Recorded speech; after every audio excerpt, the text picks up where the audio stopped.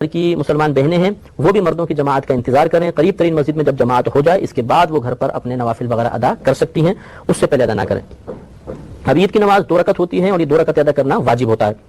خواتین پر یہ نماز واجب نہیں ہے، مسافر پر بھی واجب نہیں ہوتی ہے، مریض پر، بیمار پر، اپاہج شخص پر، بہت زیادہ بوڑھے پر جو مسجد تک جانے پر قادر نہیں، ان پر واجب نہیں ہوتی ہے۔ لیکن اگر کسی مقام پر خواتین کی نماز کا اہتمام ہو اور عورتیں باقاعدہ آ کر عیدگاہ میں نماز ادا کریں تو ان کی نماز ادا ہو جائے گی اور ثواب کی مستحق بھی ہوں گے۔ لیکن ان کے لیے افضل یہ ہوتا ہے کہ اپنے گھر پر اس دن میں نوافل ادا کریں، یہ عید کی نماز کے لیے نہ آئیں، یہ افضل ہے۔ اور ہاں اگر پردے میں آ سکتی ہیں، فتنہ وغیرہ کا اندیشہ نہیں ہے اور پھر یہ جماعت میں شامل ہوتی ہیں تو بہرحال جماعت میں شامل ہو سکتی ہیں اور ثواب کے مستحق بھی ہوں گے۔ تو یہ یاد رکھیں کہ جب تک عید کی نماز نہ ہو جائے مرد اور عورت دونوں کے لیے ہر قسم کے نفل منع ہوتے ہیں، نہ گھر پہ پڑھ سکتے ہیں نہ عیدگاہ میں پڑھ سکتے ہیں، لہذا خواتین گھر میں نہ پڑھیں، مرد بھی نہ پڑھیں۔ پھر اگر مرد مسجد میں آئیں تو تحیۃ المسجد وغیرہ بالکل ادا نہ کریں، تحیۃ الوضو نہ پڑھیں، بلکہ پہلے عید کی نماز ادا کریں۔ یہ چنانچہ اس دن چاش اشراق وغیرہ نہیں پڑھیں گے، یعنی عید کی نماز سے پہلے۔ پھر اس کے بعد جب عید کی نماز ہو جائے تو پھر بھی مردوں کے لیے سنت یہی ہے کہ وہ عیدگاہ میں یا مسجد میں ہی نماز ادا نہ کریں، بلکہ اپنے گھر جا کر اگر چاہیں تو پھر چاش اشراق وغیرہ ادا کریں، اور جو گھر کھڑے ہوں گے صف وغیرہ سیدھی کریں، اس کے بعد نیت کریں گے۔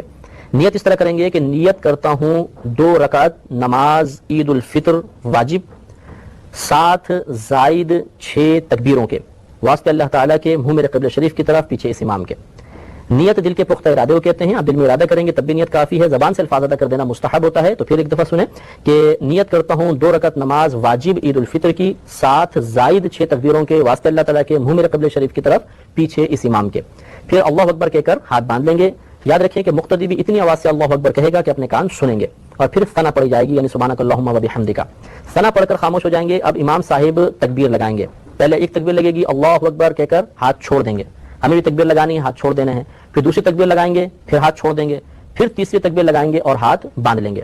گویا کہ یہاں تک 4 تکبیریں ہوئیں۔ پہلی تکبیر جب ہم نے لگائی تو اس کے بعد ثنا پڑھی، پھر دوسری اور تیسری تکبیر لگا کر ہاتھ چھوڑ دیے، چوتھی تکبیر میں ہم نے پھر ہاتھ باندھے، یعنی چوتھی تکبیر کے بعد ہاتھ باندھ لیے۔ اب الحمد شریف ہوگی، سورت پڑھی جائے گی، رکوع سجود ہوگا، اگلی رکعت کے لیے امام صاحب کھڑے ہوں گے۔ اگلی رکعت میں پہلے قراءت ہوگی، اس کے بعد تکبیرات ہوں گی۔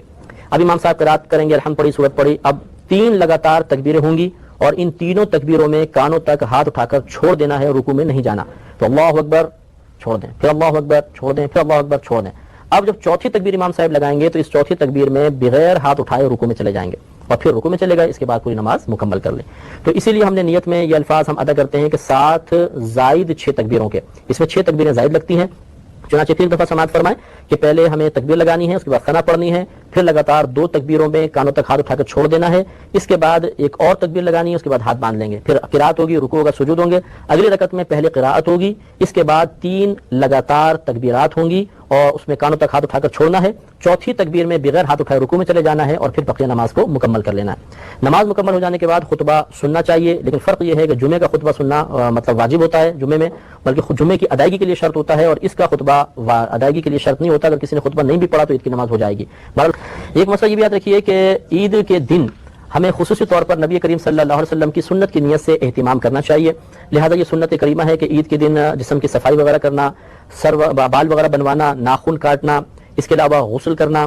نئے کپڑے میسر ہوں تو نئے ورنہ پرانے کپڑے دھو کر پہننا، اس کے علاوہ اچھی طرح عطر وغیرہ ملنا، سرما لگانا اس دن خاص طور پہ سنت ہے، مسواک وغیرہ کرنا۔